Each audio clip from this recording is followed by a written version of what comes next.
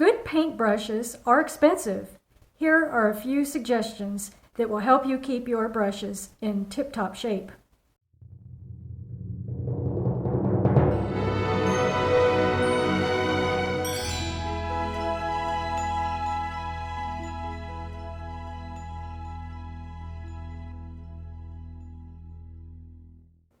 Hello. I would like to go over some tips today on how to take care of your paintbrushes so that you can get good long life out of them. Some of these brushes I've had in the family for many years. And the first item I want to talk about is storage. Here is one that I actually got from my mother, and I actually don't use it, but this is one good safe way to store your brushes, and it folds up. And if it doesn't have any brushes in it, it can actually even fold up like this, so it's very easy to carry.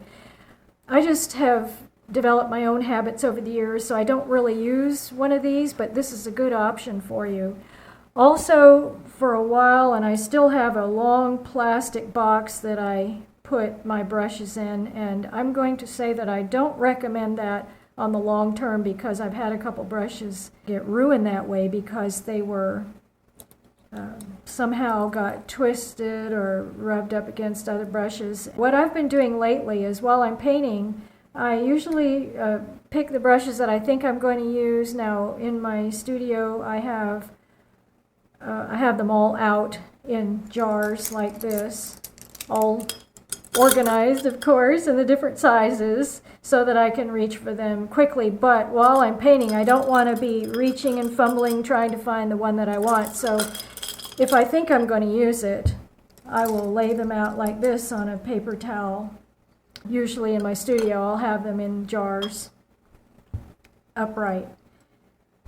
What I do before I start painting, one thing I like to do, this is a tip that I've heard before and I've always done it, is to wet my paintbrushes with water before I get started.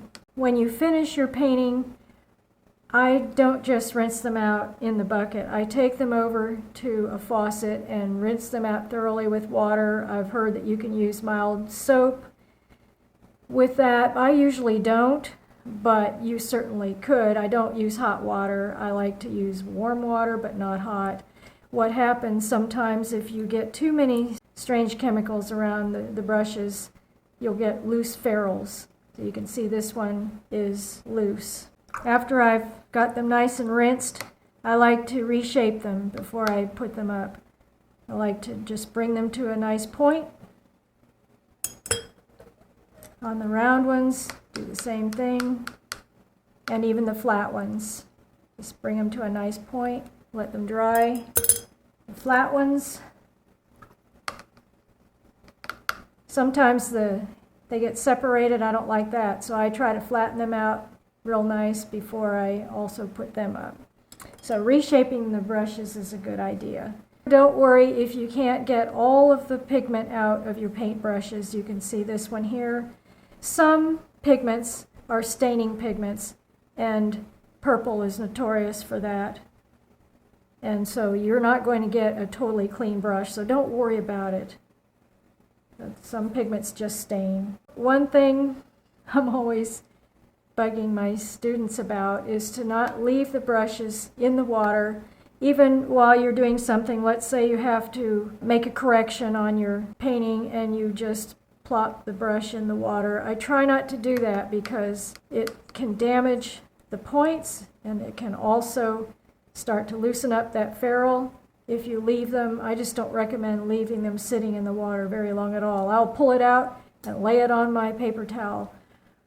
One reason I have a paper towel laid out like this is because sometimes if I get water on my brush, you can see little droplets here. This is aggravating.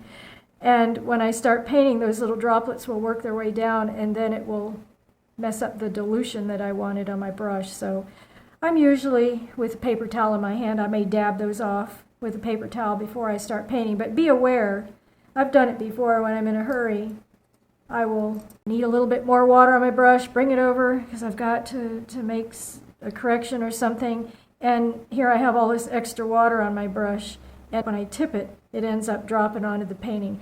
Try to get in a habit to take a look and make sure there's no little drops there, and if there are, just get rid of them by wiping them off with a paper towel, dabbing it before you start painting. You'll see me doing that on demonstrations.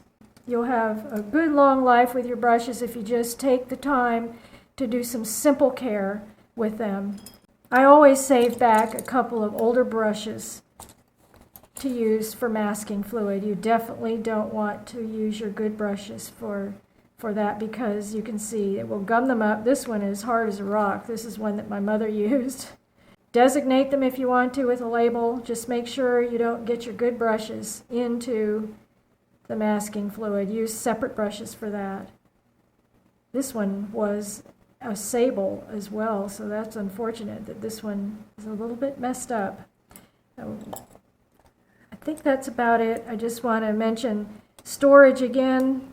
You can see what happens. This really, really irritates me when brushes get messed up, just because you don't take time to do these simple little things to take care of the brushes. That's it. I hope it helps. Good luck.